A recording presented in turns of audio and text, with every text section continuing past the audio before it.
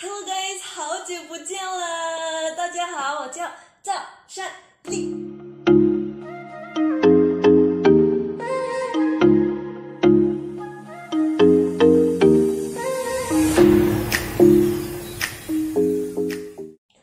Finally I'm back again. Setelah berbulan-bulan aku menghilang dari YouTube. Ya biasanya aku cuma post konten nari aja sih. Dan akhirnya aku balik lagi dengan membawa konten Yuk Belajar Mandarin episode ke-9. Aku mau bilang aja kalau aku itu enggak benar-benar berhenti bikin konten YouTube. I just took a break for months because aku mikir aku lebih mau fokusin ke konten dance account aku di Instagram. Kalau yang belum follow sekarang juga @sanli.chow. Kebanyakan orang tuh lebih tertarik dengan konten dance aku dibanding konten yang aku buat kayak ngajar Mandarin or something related with Chinese. Jadi aku mikir aku kembangin aja dulu dance account aku di Instagram, baru lanjut ke YouTube.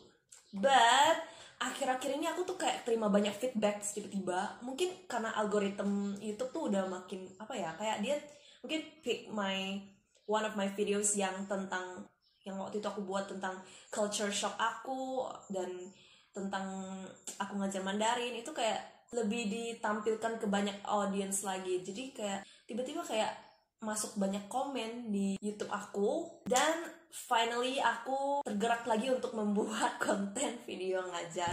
Baru-baru ini ada satu orang yang request tentang Lihetze. Oke, jadi aku langsung masuk aja deh ke topik yang kita akan bahas sekarang. Sebelum itu, aku mau kasih tahu dulu apa sih Lihetze itu. Pasti beberapa dari kalian tuh masih ada yang belum tahu Lihetze itu apa ya. Kalau diartiin ke Inggris itu sebenarnya artinya adalah separable words atau kosakata yang bisa dipisah. Nah, kosakata yang dimaksud ini adalah kata kerja. Yang nggak bisa bedain kata kerja, objek, kata sifat itu please kalian googling dulu, karena itu kita udah belajar dari SD ya.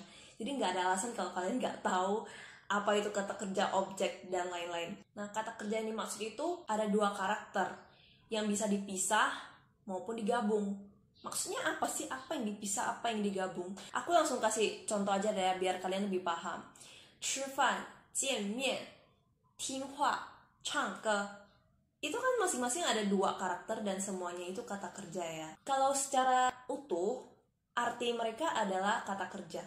Tapi kalau dua karakter itu dipisah, itu jadinya ada dua arti. Yang satunya kata kerja, yang satunya objek. Jadi kata kuncinya adalah kalian harus ingat aja kalau kata kerja ini bisa jadi kata kerja plus objek. Misalnya 吃饭, 吃itu kata kerja, makan kan artinya. 饭 itu objek. Jadi kalau digabung artinya ya tetap jadi satu, makan. Contoh lainnya misalnya 见面, 见itu kan bertemu. Mien itu muka. Jadi kalau digabungin artinya jadi satu, bertemu, bukan bertemu muka ya. Sama juga dengan 听话, 唱歌, dan masih banyak lagi. Itu yang paling dasarnya. Terus apa yang bikin Lihetze ini berbeda dengan kosakata lainnya? Ini yang paling dasar dulu aku jelasinnya. Lihetze ini kan ada dua karakter nih. Yang satu verb, yang satu objek. Nah, kalau dia ketemu objek di belakangnya, objek yang ada di Lihetze ini dihapus. Aku langsung kasih contoh deh. 我要吃饭 itu kan artinya saya mau makan. Kalau mau ditambahin objek misalnya saya mau makan apel, 我要吃饭苹果 itu udah salah. Yang seharusnya adalah fan-nya hilang. Fan-nya itu kan objek. Jadi yang benar adalah 我要吃苹果. Masih bingung? Oke, coba satu contoh lagi. Pasti kalian ngerti. Aku nggak ada waktu buat ketemu. 我没有时间见面. Kalau mau ditambahin objek di belakang kata kerja Lihetze itu, aku nggak ada waktu buat ketemu kamu. 我没有时间见他. Miennya dihapus. Sampai sini pasti kalian udah ngerti kan? Sorry ya, kayaknya di sebelah ada yang lagi perbaiki apa gitu, kayak ada suara ketok-ketok gitu nggak sih? Suara palu gitu. Tapi masih kedengaran dong ya. Nah, lanjut kita langsung masuk ke 5 struktur yang khusus buat Lihetze ini. Langsung aku bahas dari yang pertama, itu ada ken atau he. Kalau Lihetze ini ketemu subjek dan kalian nggak mau hilangin objek yang ada di Lihetze-nya, strukturnya jadi begini. Ken atau he plus subjek plus lihe. Itu khusus subjek doang lah ya, bukan objek. Aku langsung kasih contoh kalimatnya deh ya. Aku besok ketemu dia. Jadi struktur yang benar adalah 我明天跟他见面, bukan 我明天见面跟他. Itu salah. Kalau contoh yang kayak tadi aku kasih 我没有时间见他, itu bisa banget diubah strukturnya jadi yang kayak ini juga. 我没有时间跟他见面. Itu kalau kalian nggak mau hilangin miannya. Nah, yang kedua ada le atau kuo atau zhe. Strukturnya adalah kata kerja plus le atau kuo atau zhe plus objek.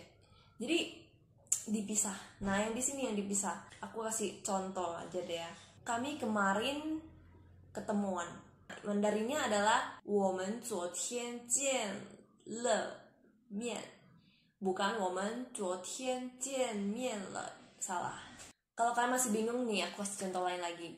Kami tahun lalu menikah. 我们去年结过婚. Dia sedang makan. 他正吃着饭呢. Bukan 他正吃饭着呢.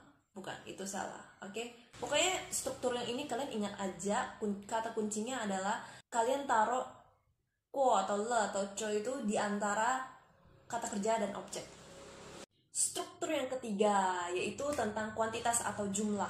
Nah, ini kurang lebih dengan struktur yang kedua tadi. Kalian perlu ingat aja kata kuncinya, jumlahnya itu harus di antara kata kerja dan objek.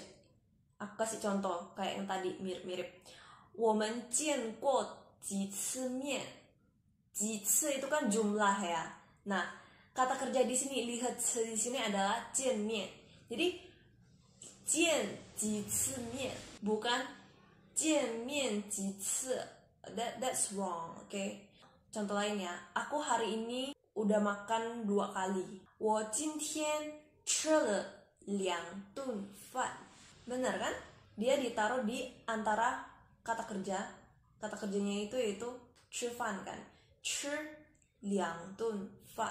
Nah, yang keempat adalah tentang pengulangan. Pengulangan ini maksudnya kayak biasa contohnya misalnya 你发烧了吗? 你应该休息休息. Nah, pengulangan yang aku maksud tuh ini 休息休息. Nah, contoh yang aku sebutin tadi itu cuman valid kalau kata kerja yang biasa. Tapi kalau kata kerja yang termasuk 离合词 ini, dia strukturnya jadi verb object. Contohnya misalnya 聊天. 聊天itu termasuk 离合词 juga. Kalau kalian mau pengulangan, kalian harusnya bilangnya 聊聊天, verb object, bukan 聊天聊天. Kalau buat 离合词, yang diulang tuh cuma yang depan, 聊聊天 atau 见见面, 我们见见面吧, bukan 我们见面见面吧. 不是, that's wrong, okay? Karena yang diulang itu kan seharusnya cuma kata kerja. Kalau kata kerja yang bukan 离合词, itu kan mereka kan emang arti yang utuh kan, 休息itu nggak bisa dipisah. Jadi itu kata kerja yang tunggal, jadi bisa diulang 休息休息. Tapi kalau 离合词 kayak 见面, yang verb itu, yang kata kerjanya itu cuma 见, jadi yang diulang cuma 见, objeknya nggak perlu diulang. Oke, struktur yang terakhir adalah te.